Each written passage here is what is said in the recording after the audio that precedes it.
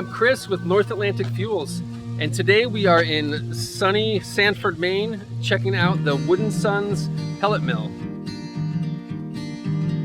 These guys opened up about a year ago and are producing a 100% Eastern white pine pellet that so far has tested really well, and we're super excited to be selling it at North Atlantic Fuels. Having a local source of wood pellets for us is really a blessing because it lowers the transportation costs, which lowers the price for the consumer. It also makes trucking a lot easier for us logistically. We can come up here and grab 22 tons, have them delivered that afternoon. And also it's great to support the local economy, locally produced heat, and a product that's actually awesome. So we're super excited to have these guys. We're gonna go check out their mill, get a tour from Tony Wood, one of the owners, and hope you enjoy. Hi, my name's Tony Wood. I'm the fifth generation of my family that's been in the forest products business. I grew up in a town called Baldwin, about an hour north of here, but we have been running sawmills and pallet mills for 130 years since I was a little kid, and I started working in the mills with my dad and my uncle. And then the pallet business kind of dried up about 15 years ago, so they'd shut those mills down, and my father and I have been working together to get this pellet mill started since then. It's been quite a dream to chase after. We are the only pellet mill in Maine that makes a 100% Eastern white pine pellet. The reason why we chose Eastern white pine is because it is incredibly low ash content. We make pellets that are about 0.2% ash content, so they're super clean. They don't darken the glass on your pellet stove, and they are really hot. So they burn almost 9,000 BTUs per pound. People have been really happy about these pellets because they're clean, they last longer, you get more heat for the bag that you buy. The process of making wood pellets, it sounds really simple.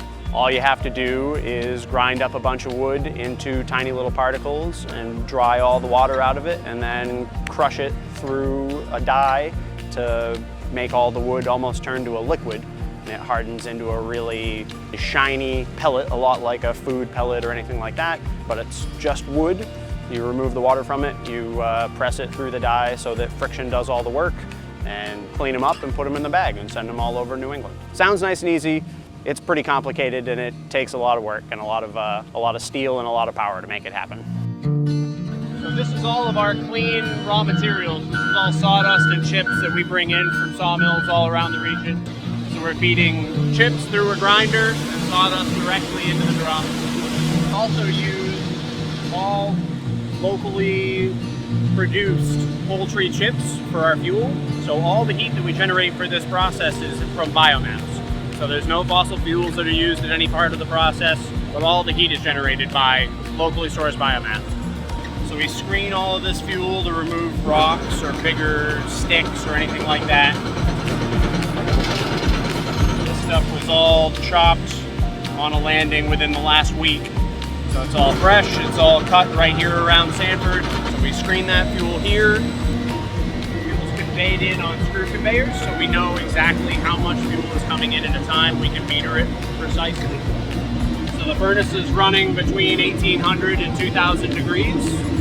So we're burning, it's clean combustion. So you have all this fire here in the bottom of the furnace, and we have 3 layers of airflow that are keeping that fire well controlled.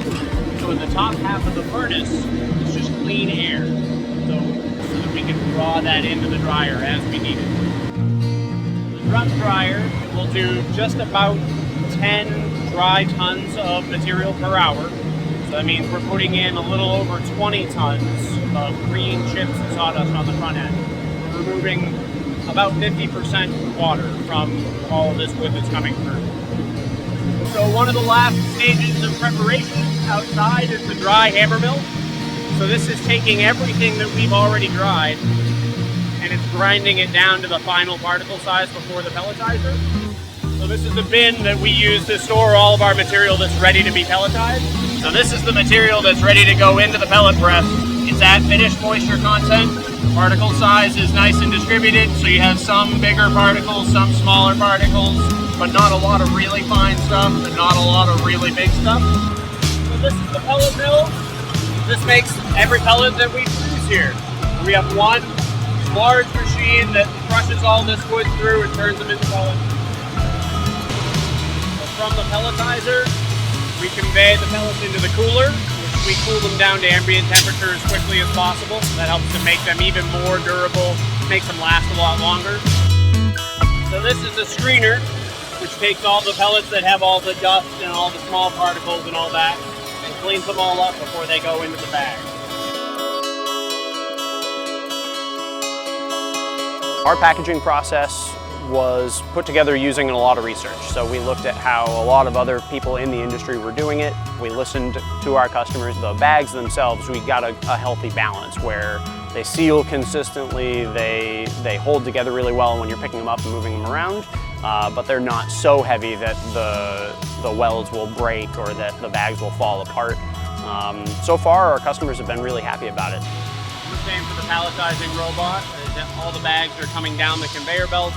It's able to track where the bags are in position. So the robot sees when the bag comes into the pick area. It knows what part of the pattern it needs to be moving to. So it picks the bags up and stacks them in order. So that way we don't have to really adjust any of the parameters with the robot unless we're going to change how the stacking is done.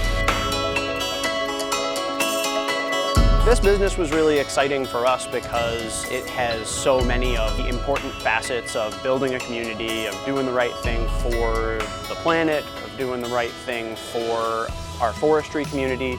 So we are helping to solve a problem with sustainable harvest of wood. So these sawmills are all using really high quality pine saw logs, but then the market for every other part of the tree is really difficult right now. So we're using waste products from the sawmills, we're using waste products from the loggers. We're just trying to help add value to that part of the stream, which is really exciting to us. That's helping to make sure our forests stay as forests, our logging community stays strong, and we're also helping to keep more of the money that's spent on heating here in New England. You keep it right in your community. So as a brand new company, we're trying to be a little different in how we approach distribution and our business partnerships and overall how we're going to sell our pellets throughout New England. We're really proud of our pellets, so we want our retailers to be really excited about it and to be out there talking about it. And that was one of the things that struck me about North Atlantic Fuels, is that the company was investing in this new market, that they were changing themselves to try to go after this, and they were spending a lot of time and effort learning about what the customers were really interested in.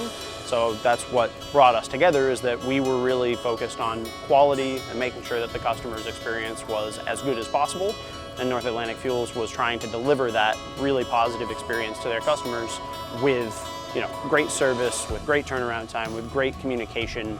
So that seems like a really good avenue for us as a partnership to grow in southern New Hampshire together.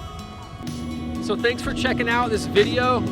It's super exciting to see the insides and outsides of this pellet mill and kind of understand how it works. Again, we're selling Wood & Sons wood pellets from our facility in Northampton and Epping, New Hampshire at North Atlantic Fuels. You can give us a shout. We've got a website, northatlanticfuels.com, and please keep watching our videos. We hope to do more stuff like this and learn more about the biomass industry.